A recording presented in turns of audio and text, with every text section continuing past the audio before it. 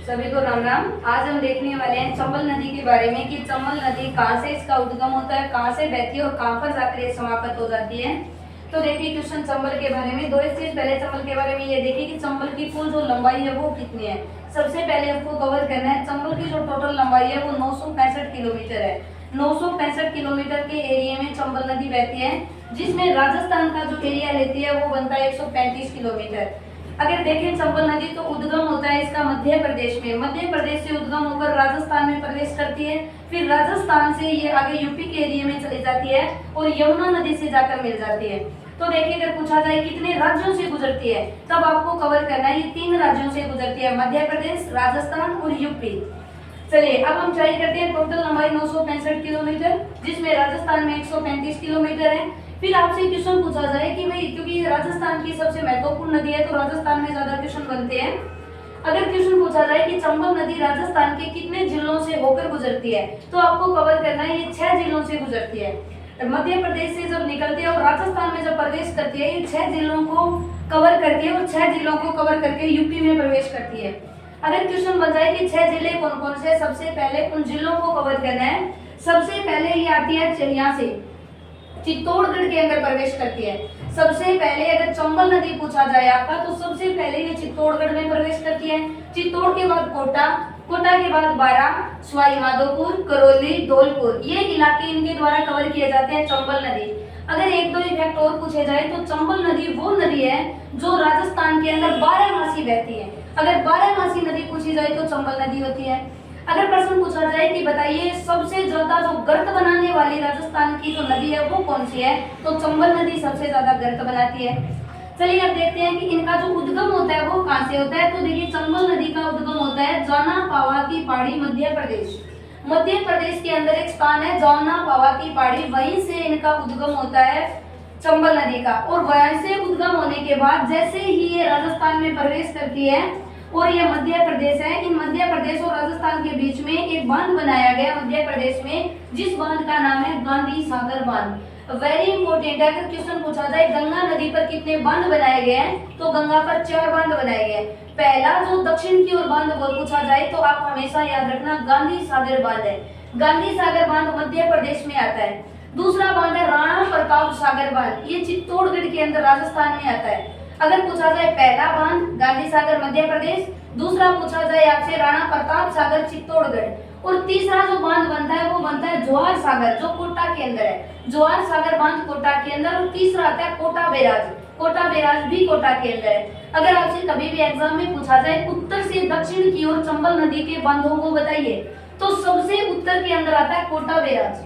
Kota barrage के बाद आता है जवाहर सागर, जवाहर सागर के बाद राणा प्रताप सागर, और राणा प्रताप के सागर के बाद सबसे दक्षिण में आता है आपका गांधी सागर बांध। अगर दक्षिण से पूछा जाए तो 1 नंबर गांधी सागर, राणा प्रताप, जवाहर सागर, कोटा।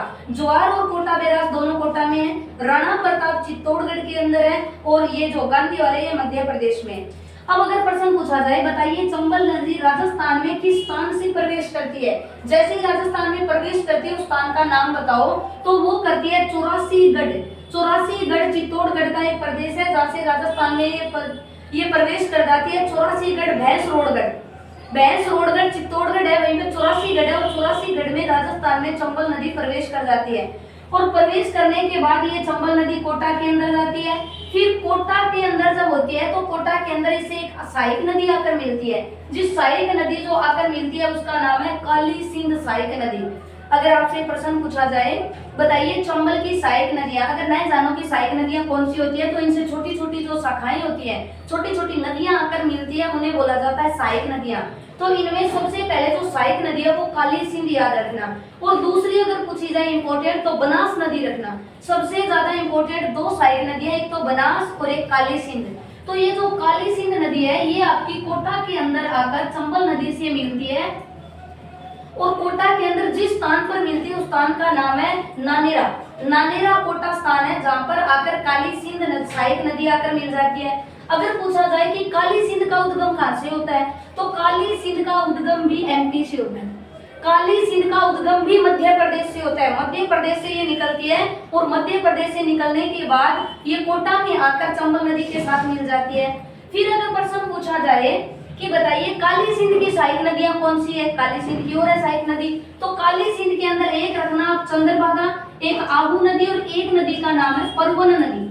ये तीन वेरी इंपॉर्टेंट नदियां हैं। अगर पूछा जाए काली सिंध की तीन इंपॉर्टेंट सहायक नदियां बताइए तो आहू, चंद्रभागा और एक है परवन नदी। जो आहू नदी है ये भी एमपी से निकलती है और जो चंद्रभागा जो नदी है वो झालावाड़ में आकर काली सिंध के साथ मिल जाती है। चंद्रभागा वेरी इंपॉर्टेंट नदी है झालावाड़ के अंदर। क्लियर। अब आगे हम देखते हैं। फिर दूसरी इसकी सहायक नदी बनती है पार्वती नदी। चंबल नदी की सहायक नदी दूसरी है एक पार्वती। तो देखिए पहली नदी हमारे पास जो बनी वो कौन सी है, काली सिंध। काली सिंध के बाद इसकी सहायक नदी है पार्वती। काली सिंध और पार्वती दोनों की दोनों मध्य प्रदेश से निकलती है और मध्य प्रदेश से निकलने के बाद ये पार्वती नदी यहाँ पर आकर चंबल नदी में मिल जाती है। फिर आती है आप एक मेज नदी। आपकी एक मेज नदी जो है ये कोठारी भीलवाड़ा क्षेत्र की है। मेज नदी जो है भीलवाड़ा क्षेत्र से आती है और चंबल में आकर मिल जाती है। फिर आपका आगे आता है इंपोर्टेंट एक बनास नदी। बनास इसकी सहायक नदी है। तो अगर प्रश्न पूछा जाए हम इससे बाद की क्लास में देखने वाले हैं बनास के बारे में। जैसे चंबल इंपोर्टेंट है वैसे ही राजस्थान की बनास नदी फिर इंपोर्टेंट है, लेकिन बनास अगर सहायक पूछी जाए तो चंबल की बनती है। बनास का जो उद्गम होता है वो खमनोर की पहाड़ियां राजसमंद से होता है। ये खमनोर की पहाड़ी राजसमंद से निकलती है। राजसमंद से निकलने के बाद ये चित्तौड़गढ़, भीलवाड़ा, भीलवाड़ा से अजमेर, कोटा होते हुए यहाँ पर सवाई माधोपुर में रामेश्वर घाट के अंदर आकर चंबल नदी के साथ मिल जाती है। सवाई माधोपुर, रामेश्वर घाट, चंबल नदी के आकर मिल जाती है बनास नदी। वेरी इंपॉर्टेंट है बनास नदी।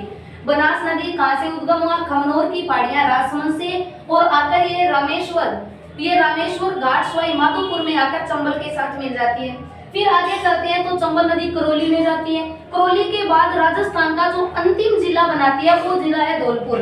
जैसे ही धौलपुर के अंदर एंट्री करती है, धौलपुर के बाद ये आगे जाकर यमुना नदी में मिल जाती है और यमुना नदी में मुरादगंज नामक स्थान पर इटावा के अंदर जाकर यमुना नदी में ये चंबल नदी जाकर मिल जाती है। तो क्वेश्चन अगर पूछा जाए 12 मासी बहने वाली राजस्थान की नदी बताओ, चंबल। अच्छा, इसके बाद प्रश्न पूछा जाता है कि बताइए सबसे ज्यादा गड्ढे बनाने वाली नदी बताओ, चंबल। अगर पूछा जाए कितने जिलों से गुजरती है, 6 जिलों से। अगर बताओ राजस्थान में कितनी लंबाई, 135 किलोमीटर। निकलती कहां से है तो जाना पावा की पहाड़ी मध्य प्रदेश। फिर आती है चित्तौड़गढ़, चित्तौड़गढ़ के बाद कोटा, कोटा के बाद में ये बूंदी, बूंदी के बाद सवाई माधोपुर, करौली, धौलपुर होते हुए इटावा के अंदर जाकर यमुना नदी में मिल जाती है। इसकी सहायक नदी पूछी जाए तो काली सिंध। काली सिंध की सहायक अगर पूछी जाए तो आप आहू, परवन, और अगर इसकी चंबल की और सहायक पूछी जाए तो पार्वती, मेज और बनास नदी। ये थी आपकी चंबल नदी। इसे इंपॉर्टेंट क्वेश्चन बनते हैं चंबल नदी के।